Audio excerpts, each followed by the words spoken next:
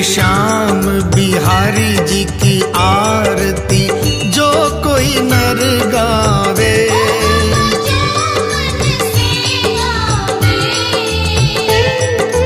कहत आलू सिंह स्वामी रटत मनोहर स्वामी मनवांछित फल पावे।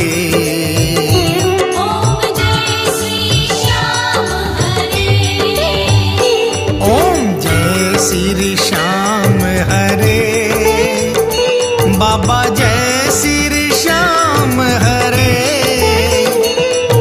निज भक्तों के आपने सब भक्तों के आपने